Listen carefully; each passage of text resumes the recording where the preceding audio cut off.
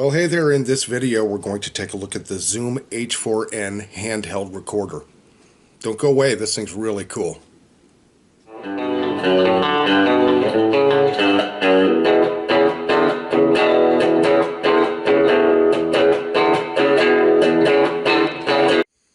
Well, hey there, thank you for joining us here at Rock Hard Riffs. This is the guitar channel for the self-taught. And today we're going to go over a little more recording equipment. We went over my Sony lapel mic, and we've talked a little bit about my Shure SM57 microphone. Now I'd like to show you what I plug it into and what the couple of uses that I use it for. And we'll read a little bit first here to see what Zoom has to say about it. The Zoom H4N handy recorder has long been a favorite of audio and video aficionados everywhere. It offers 4 tracks of simultaneous recording, a built-in XY stereo microphone, and advanced features such as time stamping, phantom power, and mid-size decoding, as well as onboard multi-effects and guitar bass amp modeling. Rugged, lightweight, and versatile, the H4N is a great audio companion for everything from live concert recording to location videography to music making. Okay, and I'm going to read a little bit more about music making, and this is really interesting. You're going to dig this. Now, this thing does so much that I couldn't even begin to touch really what all that it does. Okay, guys, I can't go over everything, but we are going to talk about what Zoom has to say about it. This is composing, recording, and crafting your music. The H4N transforms any environment into a home studio. Its ability to record up to 4 tracks simultaneously, along with powerful overdubbing and punch-in features, allows you to do high-quality recording up to 24-bit 96 kilohertz, wherever you go. Onboard effects such as compression, limiting, reverb, and guitar and bass amp modeling enable you to turn your musical creations into studio-quality recordings. 4-track recordings can easily be mixed down to stereo or mono with independent control over each track's level and panning, and you can even convert your finished song to an MP3 file for emailing and posting to your favorite social network site, which is what I do with YouTube. But I use I use software to do all the mixing down and everything, and I don't use any of the guitar effects. I just record it.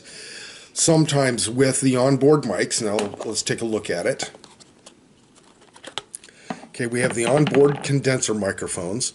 Okay, these also are adjustable. They go from 90 degrees to 180 degrees. See me adjusting that? See that turning? And both the microphones turn to adjust to different room sizes, etc., depending on what your uses are. Okay, now I plug into what I was originally doing. I was originally recording the both the Marshall and my Orange Crush with these microphones.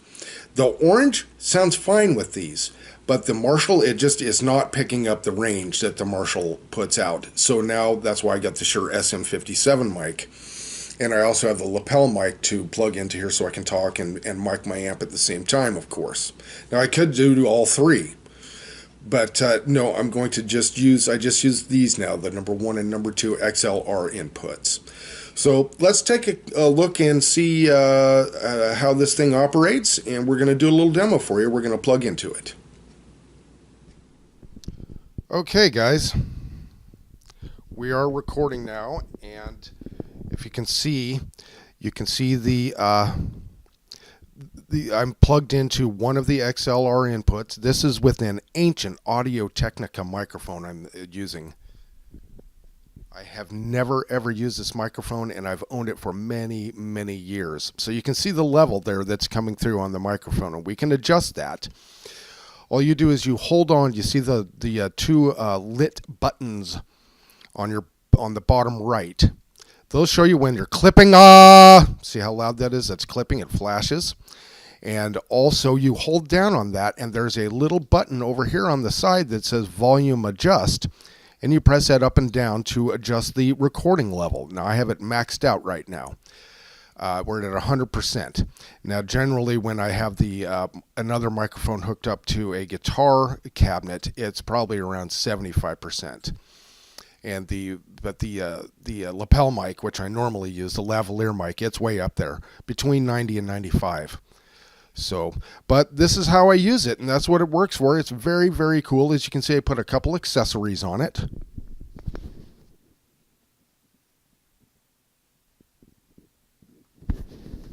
Okay, so we have the windsock, which is very handy, and also on the back, it has this thing which actually mounts onto a microphone stand, which is what I use it for. I have a little microphone stand that's about, maybe a foot and a half tall that sits beside me next to my amps, between me and my amps, so I can monitor the sound levels and also turn the recorder on and off. And as you can see on the left side, there's a button, or there's a light that's on solid. That is the record button. And first you press that once and it blinks so you can check your levels. Then you press it again and it starts recording. Now the big question I had for this when I was starting to experiment with new microphones, etc., was, can I use a condenser mic and also a microphone like this at the same time because of powering issues? And the answer is yes. Yes, you can. Now this microphone is, let me grab the box here. I have it right next to me. That is the J2, is the Audio-Technica J2 dynamic microphone. And that's what we're using here. I'm really curious to see how it sounds just as well.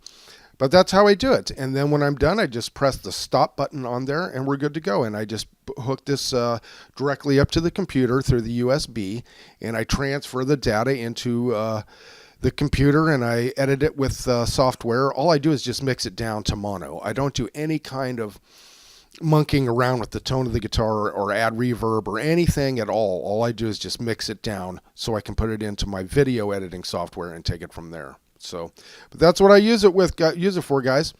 I hope this had some information for you in case you're looking into one of these things.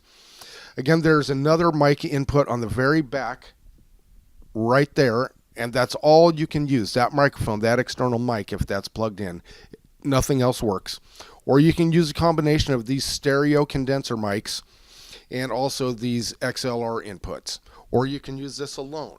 Or you can use these two alone. Or you can use one alone, like I'm doing right now. So it's very flexible, does a lot of cool things. Much more than I can ever begin to explain in this little video. So, but I hope you enjoyed this, guys. I hope you got something out of this. And let me know in the comments, all right? And just for the record, I was inspired by another guitar channel to use this. And if I'm saying I'm inspired by another channel, that means I have a lot of respect for it without question. So just in case you see somebody else that uses this, I got it probably from them. And they know what they're doing. They've been around a long time. So I thought if they know what they're doing, then, I can't go wrong with it. So just to clarify things and be just upfront about it. So, all right, guys, thank you very much for joining us again. And we'll see you next video.